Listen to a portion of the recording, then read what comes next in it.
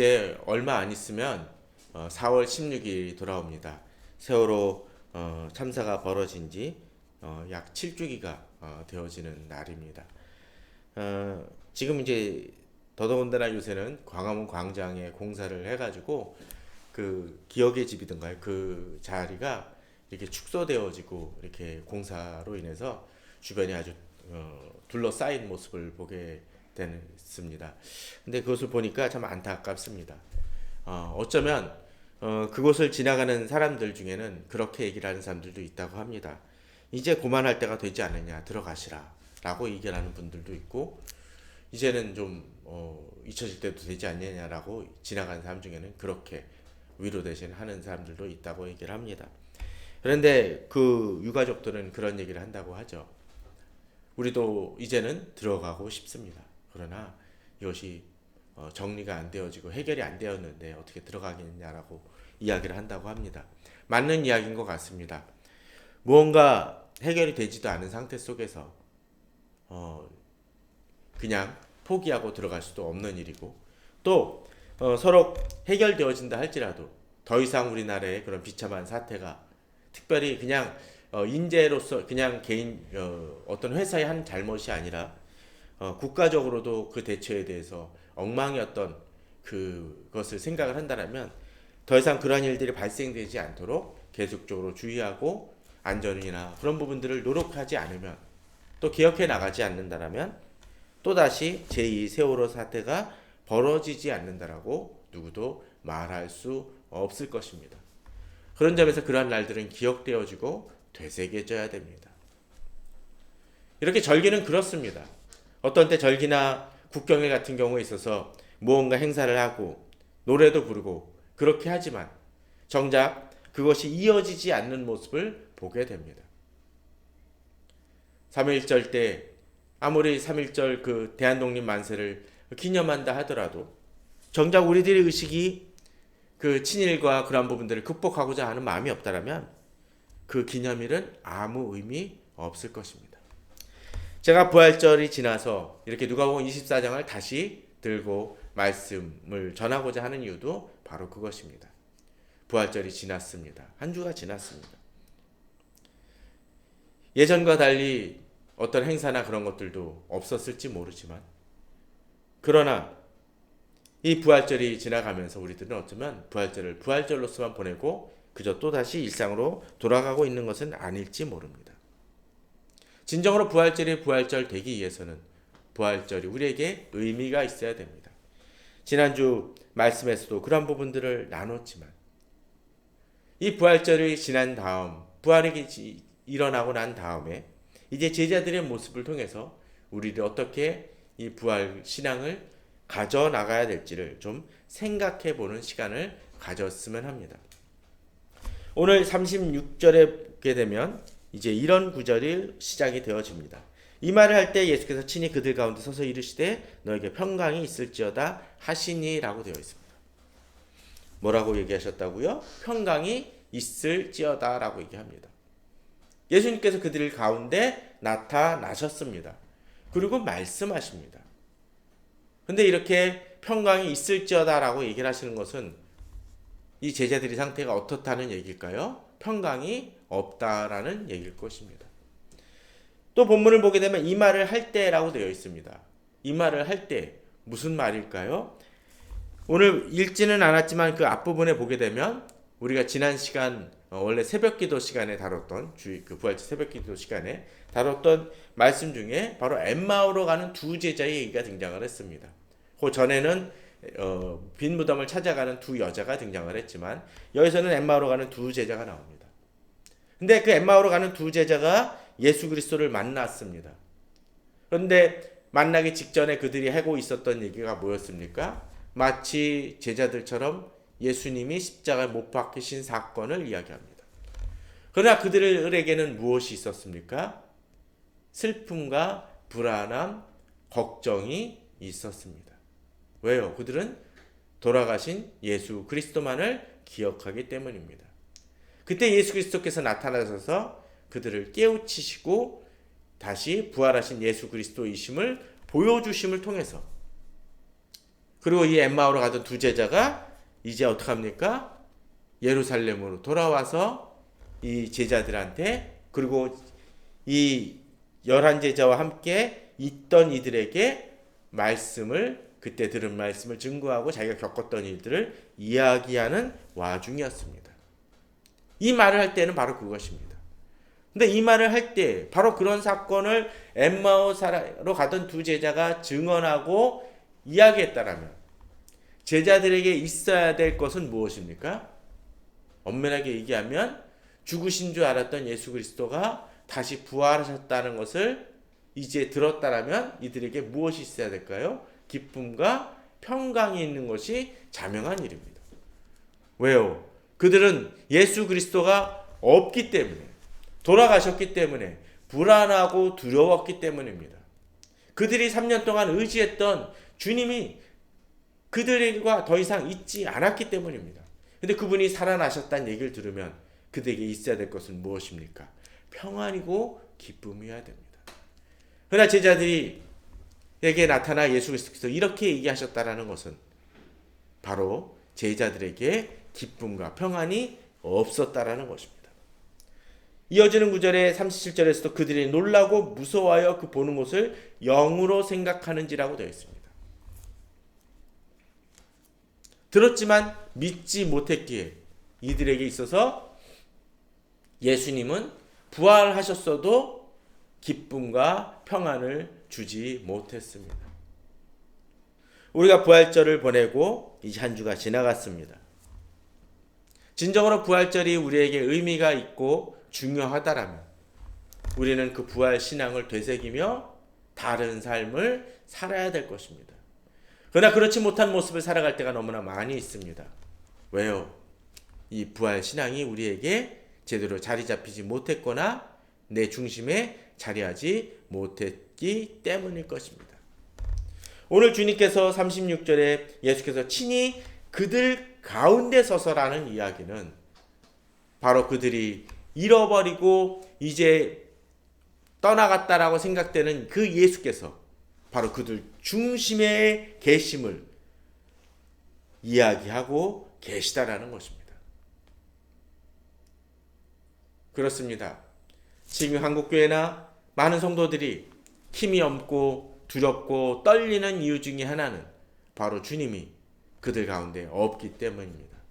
주님에 대해서 논합니다. 엠마오로 가는 두 제자도 얘기를 했었고 빈 무덤으로 가는 두 여인도 얘기를 했었고 지금 11제자와 이 방에 같이 있었던 여러 사람들도 누구에 대해 얘기를 합니까? 예수님에 대해 얘기합니다. 심지어 여기 모인 사람들은 무엇을 얘기합니까? 살아계신 예수 그리스도에 대해 이야기하고 있습니다. 그럼에도 불구하고 뭐합니까? 두려워합니다. 부활절 때 우리가 이야기하고 있는 것이 뭡니까? 설교를 통해서, 말씀을 통해서, 찬양을 통해서 계속적으로 부활하신 예수 그리스도를 이야기합니다. 그러나 우리는 무엇합니까? 두렵고 어떤 때는 떨리고 불안해합니다. 이번 선거를 누구를 지지하셨는지 잘 모르겠지만 그러나 그 결과로 인해서 또 불안하고 두려워하는 사람들도 있습니다. 걱정해하는 사람들도 있습니다. 그러나 우리에게 있어서 가장 기본적인 바로 그 사실, 예수 그리스도께서 살아나셨다는 그 사실이 우리에게 자리한다면 잠시고 지엽적인 문제는 우리에게 있을지 모르지만 진정한 평안이, 근본적인 평안이 우리에게 자리해야 할 것입니다. 그런데 이들이 또 놀라고 무서워하는 이유가 무엇입니까? 바로 주님께서 나타나셨지만 뭐로 생각을 해요? 영으로 생각하는지라. 좀 심하게 얘기하면 귀신 정도로나 유령 정도로 생각하는 것인지도 모르는 것 같습니다. 그냥 환상 정도로 생각하는 것 같습니다. 그러니까 예수 그리스도께서 나타나셨지만 그들에게 역사하시지 못하거나 중요하지 않은 존재가 되어버릴 수 있다라는 거죠. 그러기에 주님은 다시 한번 도전을 주십니다. 어찌하여 두려워하며 어찌하여 마음에 의심이 일어나느냐. 내가 직접 나타났음에도 불구하고 왜 두려워하느냐라는 것입니다. 우리가 부활절 행사를 매년 치르면 뭐합니까? 우리에게 부활신앙이 없다라면, 부활에 대한 믿음과 확신으로서 살아가고자 하는 마음이 없다라면 우리에게 부활절은 아무 의미가 없는 것이 되어질 것입니다. 그러기에 주님은 다시 도전을 하십니다. 본문을 보게 되면 39절 40절에 어떤 얘기가 나옵니까? 내 손과 발을 보라 라고 하고 40절에서 손과 발을 보이십니다. 또 이렇게 얘기하시는 이유가 나를 만져보라 영은 살과 뼈가 없을 때 너희 보는 바와 같이 나는 있느니라고 하면서 이 부활이 어떤 사건이요? 실제적으로 사실적으로 그들 가운데 일어난 사건이라는 것입니다.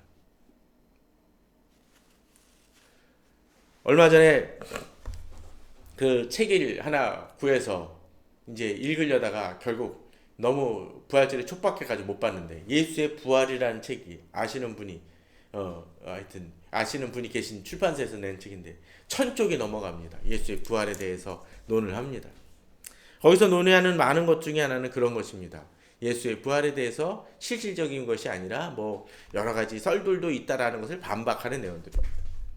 그런데 예수 그리스도께서 살아나신, 바로 오늘 본문처럼 그렇게 육체적으로 살아나신 것이 아니라면, 그냥 영으로 그냥 살아나셨거나 죽지 않았는데 죽었던 것처럼 그냥 착각되어진 그런 사실들이라면, 주님의 부활이 없다면 우리의 구원은 무엇입니까? 존재할 수 없습니다. 그러게 주님은 당당히 얘기하십니다. 살과 뼈는 바로 영이 아니라 육신에게서 주어진 것이다 라고 하면서, 바로 예수 그리스도의 죽음에서부터 부활하신 것은 어떤 것이요? 바로 육체적인 부활을 의미하는 것임을 이야기해 주시고 계시다라는 것입니다. 물론 이 부활은 우리가 생각하는 부활과는 좀 다릅니다. 그냥 죽었다가 살아나는 것이 아니라 친히 그들 가운데 갑작씩 돌아오듯이 나타나신 것처럼 부활체는 정말 새로운 변모를 보여줍니다. 예전에는 질병과 여러 가지로 약했던 육신이라면 그것을 극복한 육신이고 새로운 몸입니다. 주님은 그것을 통해서 이 부활이 사실로서 일어난 일임을 이야기해 줍니다. 그런데 너무 기쁘니까 이것을 아직도 믿지 못하고 놀랍게만 여깁니다. 사실 어떤 놀라운 일들과 일어났을 때 제일 먼저 일어나는 것이 무엇이겠습니까? 감정적인 반응일 것입니다. 사실 이런 것도 중요합니다. 반응이 일어나야 됩니다.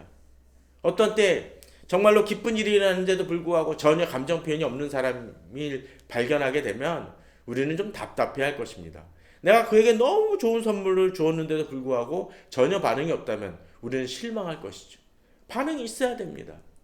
그런데 그 반응을 넘어서 그 반응은 실질적인 믿음으로 이어져야 됩니다. 그러기에 주님께서는 이제 손과 발을 보이시고 만지시게 하는 것만이 아니라 무엇을 하시나요? 이들에게 여기 무슨 먹을 것이 있느냐고 묻습니다. 이유가 뭐겠습니까? 주님 배고파서요? 아닐 것입니다. 손과 발을 보고도 못 믿으니까 뭐 합니까?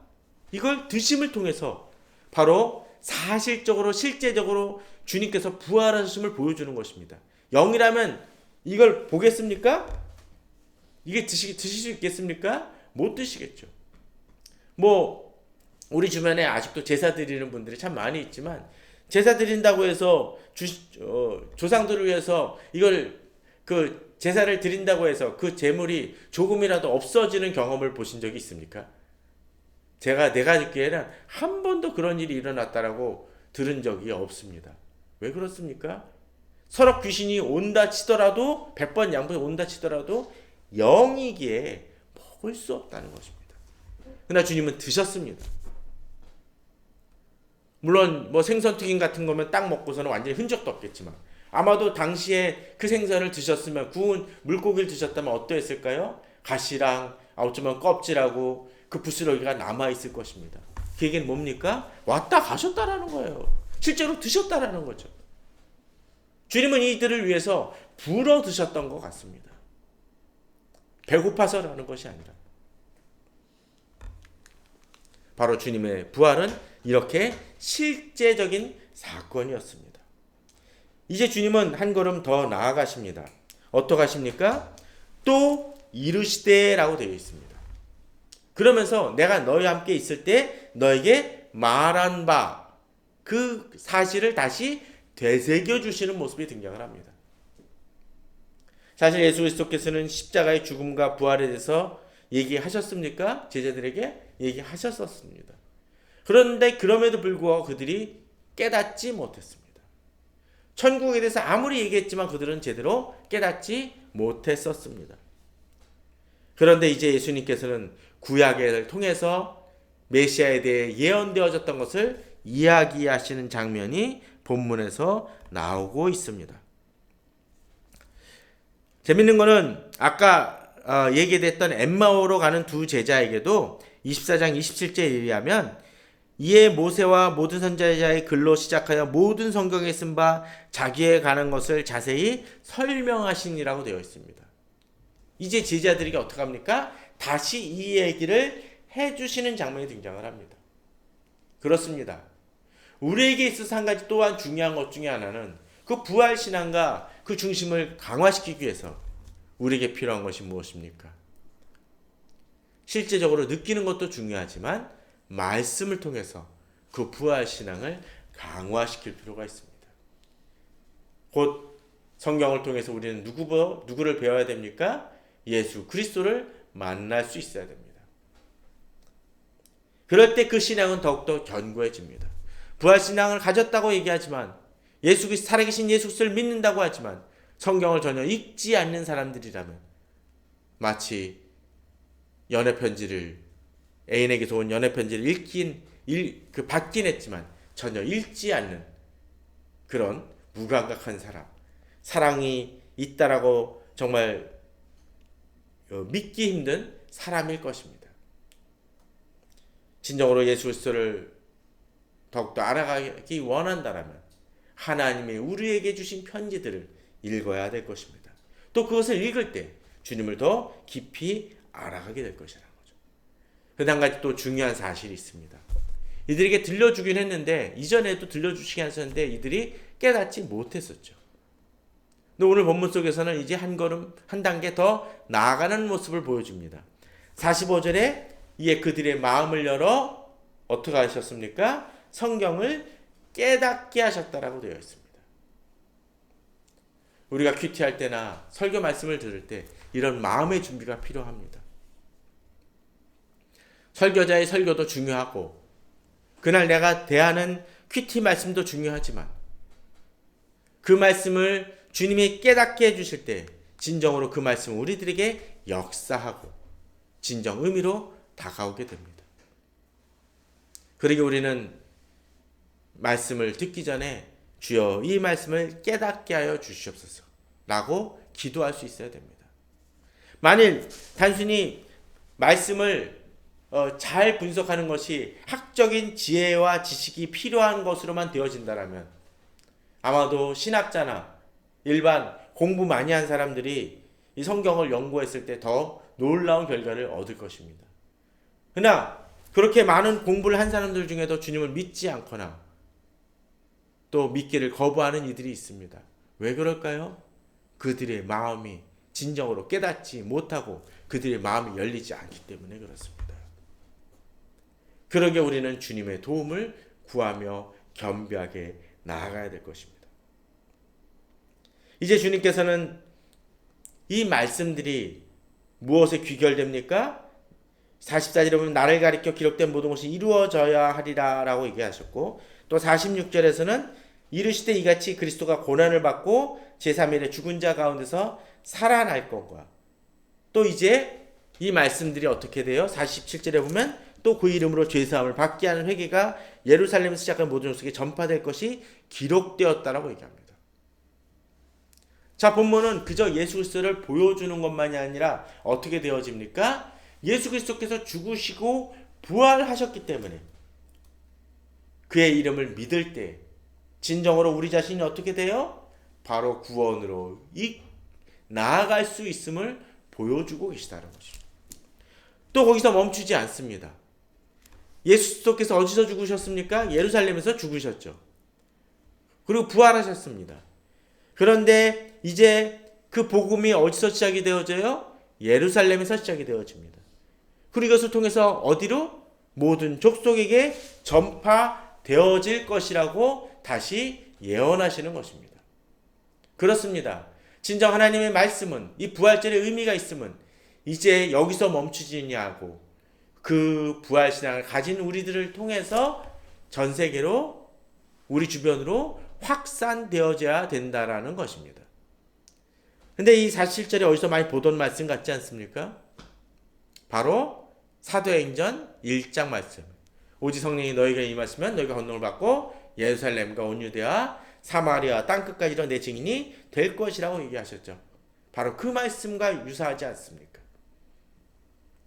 전에도 이야기 드렸지만 성경에 가장 많은 분량을 쓴 저자가 누굽니까? 바로 누가입니다. 권수가 아니라 양으로서 말이죠. 누가가 또 못 썼죠? 사도행전을 썼습니다. 누가복음과 사도행전 바로 제일 분량이 많습니다. 바울 서신보다도 조금 더 많습니다. 바로 그런데 이 누가복음과 사도행전밖에 안 썼지만 이 누가복음 제일 후반에 이 부분하고 또 사도행전의 1장 8절에 연결이 되어진다는 것. 누가복음의 마지막 장과 사도행전 1장이 연결된다는 건 뭡니까? 이것이 연속성을 가지고 있음을 보여줍니다. 바로 누가복음 24장까지 예수 그리스도의 행적과 또 예수 그리스도의 부활과 이제 승천에 관한 것이 등장을 한다면, 사도행전은 그 승천을 출발점으로 이제 그 사명을 받은 이들이 복음을 증거하는 내용들이 기록이 되어지죠. 그러기에 오늘 본문은 이제 전파될 것이라고 기록되었다라고 얘기를 하는데, 그 임무를 맡은 사람이 누굽니까? 바로 너희는 이 모든 일의 증인이라고 되어 있습니다. 바로 그것처럼 우리가 예수 그리스도를 믿고 또 특별히 부활하신 예수 그리스도를 믿는 이들이라면 그 신앙은 또 그 신앙을 전할 이 책임이 누구에게 있습니까? 바로 우리라는 것입니다. 그러기에 우리들은 이 부활신앙을 가지고 바로 부활신앙을 부활절로서만 멈추는 것이 아니라 그 신앙을 전해야 됩니다. 이 시대에 아무런 많고 고통받는 이들, 어쩌면 예수 그리스도가 필요함에도 불구하고 또 평안을 구함에도 불구하고 평안을 잃고 불안해하는 사람들에게 그 평안을 전할 책임이 누구와? 우리라는 거죠. 바로 사도행전 24장 앞부분에 보게 되면 아까도 얘기를 드렸지만 빈 무덤으로 나아갔던 두 여인이 누구에게 나아갑니까? 제자들에게 나아가죠. 처음에 그들도 불안해서 주님을 죽으신 예수 그리스도를 찾아갔지만 그들을 통해서, 그들이 부활하신 예수 그리스도를 만남을 통해서 바로 제자들에게 그것을 증인으로서 나아갔고, 또 엠마오로 가는 두 제자가 주님을 만난 다음에 불안하던 그들이 평안을 누리고 그 부활하신 예수 그리스도를 누구에게? 바로 11제자와 그 안에 같이 있었던 이들에게 전한 것처럼 이제 부활하신 예수 그리스도를 만난 이들은, 이 제자들은 누구에게? 바로 예루살렘에서부터 시작해서 모든 족속에게 전할 책임이, 사명이 그들에게 주어졌다라는 것입니다. 그것처럼 우리도 바로 그런 사명을 가졌다라는 것이죠. 그러기에 주님께서는 이제 이 사명을 주시면서 한 가지 당부를 행하십니다. 그건 무엇입니까? 49절에 보면 볼지어다 내가 내 아버지께서 약속하신 것을 너에게 보내려니 너희는 위로부터 능력으로 입혀질 때까지 이 성에 머물라 하고 이야기하십니다. 아니, 증인으로 나가라고 하시면서 지금 당장 짐 싸갖고 나가라고 하시는 것이 아니라 뭐라고 얘기를 해요? 그걸 아는데 이 성에 머물라고 얘기합니다. 왜? 바로 약속하신 것, 바로 성령, 하나님께서 임하실 때까지 기다리라는 거죠. 그렇게 사도행전 1장, 2장에서는 바로 그러한 일들이 벌어지고 있지 않습니까? 아까도 암송을 했던 오직 성령이 너에게 임하시면 너희가 권능을 받고라는 말처럼 본문 속에서도 동일하게 그것이 이야기 나옵니다. 그것을 받기 위해서 성에 머물며 기도하라는 것이죠. 그렇습니다. 우리가 부활신앙도 중요하지만 그것으로 인해 잠시 기뻐하고 또 말씀을 통해 깨닫는 것도 중요하지만 우리가 또 한 가지 기억해야 될 것이 무엇입니까? 우리에게 성령 하나님께서 충만히 임하시도록 구해야 된다는 것입니다. 물론 예수 그리스도를 믿고 거듭나 구원받은 이들은 성령 하나님께서 이미 계십니다. 그러나 문제는 이 성령 하나님께서 나를 지배하시고 다스리시도록 내 마음을 제대로 열지 않는다라는 것입니다. 마치 자동차를 운전을 하려고 그러는데 사이드 브레이크랑 이 핸드 브레이크까지 다 걸어 놓으면 그 차가 제대로 나가겠습니까? 나가지 못합니다. 우리가 주님께 내 자신을 내어드리지 않고 내 마음대로 의지하려고 방해를 놓을 때 우리는 실패할 수밖에 없습니다. 그러기에 우리는 성령께서 내게 능력 주시도록 내 마음을 열어야 될 것입니다. 이 시대 많은 교회가 혼란을 겪는 이유는 바로 그것입니다. 예수 그리스도의 바로 성령 하나님의 능력을 입지 아니하고 무언가를 행하려고 먼저 앞서 나가기 때문에 실패하는 것입니다. 사도행전에서 집사들 7집사를 뽑을 때도 이야기하는 그 말씀과 성령이 충만한 자를 뽑는다고 했습니다. 그것이 없으니까 실패합니다. 심지어는 스데반은 말씀과 성령이 충만하여 여러 가지 일들을 그 공동체에서 이루어져야 될 그 행정적인 일들을 맡았지만 그 뒤에 이어지면 행정적인 일을 했다고 해서 복음을 전하지 않는 것이 아니었습니다. 일곱으로 전해졌던 스데반이 죽은 이유가 무엇입니까? 복음 증거하다 죽은 거 아닙니까? 우리 자신은 생각해 봐야 될 것입니다. 이 시대의 많은 직분자들 중에 하나는 바로 그런 게 있는 것 같습니다. 사람은 세우지만 주의 일은 잘하지만 정작 그 마음속에 능력이 없기에 그 교회는 계속적으로 분란이라고 다툼이 일어날 수밖에 없는 것이죠. 이제 주님께서는 예수께서 그들을 데리고 베다니 앞까지 나가사 손을 들어 그들에게 축복하셨다고 되어 있습니다. 그리고 하늘로 올라가십니다. 승천하십니다. 그런데 한번 생각해 보십시오. 여기서 예수님께서 떠나가셨죠. 근데 십자가 사건 때도 어떻게 하셨습니까? 예수님께서 잡히심을 통해서 그들 제자들과 상관없이 예수님은 떠나가셨습니다. 그들 중에서 떠나가셨습니다. 본문 속에서도 떠나가셨습니다. 근데 그때 제자들은 어떠했습니까? 뿔뿔이 흩어지고 예수님을 배반하는 일이 베드로에게 부인하는 일이 있기까지 했습니다. 근데 오늘 본문은 어떻습니까? 그들을 떠나 하늘로 올라가셨습니다. 그랬더니 이들이 뭘 합니까? 그들이 그에게 경배하고 큰 기쁨으로 예루살렘에 돌아갔다고 되어 있습니다. 예전엔 불안해서 다락방 같은데 숨겨진 방, 남이 들통나지 않을 곳에 몰래 숨어 있었던 이들이 지금은 어떻게 해요? 바로 예수님께 떠나갔음에도 불구하고 큰 기쁨으로 당당하게 나아갑니다. 무슨 신앙? 바로 부활하신 예수 그리스도가 만났고 또 부활하신 예수 그리스도가 비록 승천하셨지만 그럼에도 불구하고 그들에게 역시 함께 하심을 믿기에 담대함으로 나아가는 것입니다. 이것이 약속을 준 사람들의 마음이고 자세입니다. 태도이고 기쁨입니다. 그리고 이들이 행한 것이 무엇입니까? 늘 성전에서 하나님을 찬송합니다. 예전에는 닫혀진 곳에서 머물렀던 이들이 이제 성전에서도 하나님을 찬송하는 모습이 보여집니다. 그러기에 어떤 면에서는 부활주일 예배를 드리고 난 다음 주가 더 어쩌면 축제가 되어야 될지도 모릅니다. 왜? 그 부활신앙을 가지고 계속 살아가기 때문에 그렇죠. 그러나 우리들의 모습은 어떤지를 생각해 봐야 될 것입니다. 부활신앙으로 살아가십니까? 살아계신 예수 그리스도를 믿기에 또 그분이 나와 함께 계심을 믿기에 달라진 삶을 삽니까? 성령 하나님의 그 충만하심을 믿고 그분의 능력으로 살아가고 계십니까?